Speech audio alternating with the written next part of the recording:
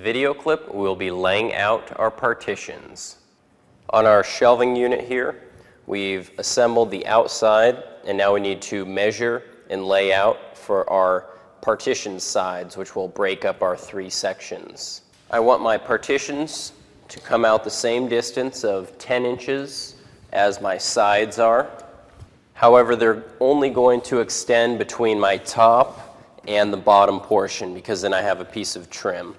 So I'm actually going to measure it on one side, and I get 28 inches.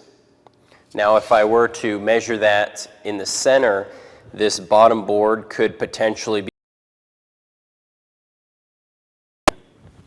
Now my measurement was 10 by 28, but I need to subtract trim on the front side of it. Again, that trim is 3/4, so it gives me a final measurement of 9 1/4 by 28.